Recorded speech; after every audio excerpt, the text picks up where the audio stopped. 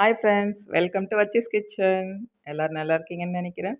இன்றைக்கி என்ன பார்க்க போகிறோம்னா முட்டை மசாலா பொரியல். வாங்க எப்படி பண்ணுறதுன்னு பார்க்கலாம். 2 வெங்காயம் பொடியாக கட் பண்ணி வச்சுருக்கேன். அதில் எண்ணெய் ஊற்றி நல்லா வதக்க போகிறேன். நல்லா வதக்கிடணும்.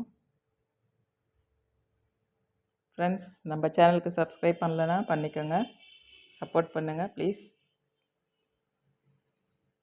இந்த முட்டை மசாலா பொரியல் நீங்களும் செஞ்சுட்டு எப்படி வருதுன்னு கமெண்ட்டில் போடுங்க. ரொம்ப சூப்பராக இருக்கும். எல்லாருக்குமே ரொம்ப பிடிக்கும் இது. நம்ம நார்மலாக வெறும் மிளகு போட்டு பொரியல் பண்ணுவோம். இந்த மாதிரி செஞ்சு பாருங்கள், செம்ம டேஸ்ட்டாக இருக்கும். இப்போ ஒரு தக்காளி பொடியாக அறுத்து போட்டிருக்கோம்.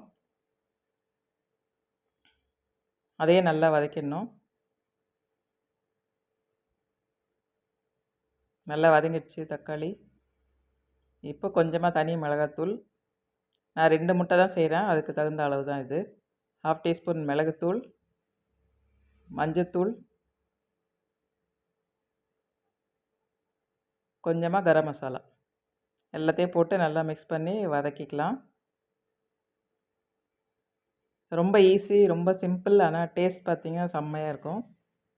ரொம்ப டைம்லாம் எடுக்காது. தேவையான அளவு உப்பு போட்டிருக்கோம்.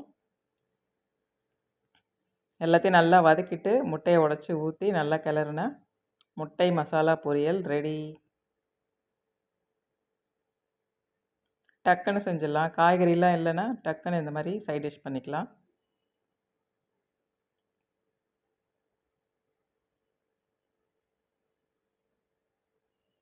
முட்டையை நல்லா அடி பிடிக்காமல் கிளறி விட்டுக்கலாம்.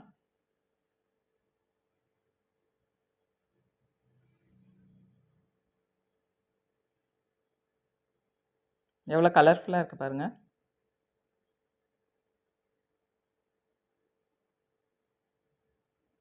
வெங்காயம் அறுத்தமா, தக்காளி அறுத்தமா, டக்குன்னு போட்டு கிளறினோமா, முட்டை மசாலா பொரியல் ரெடி பண்ணமான்னு இருக்கும்.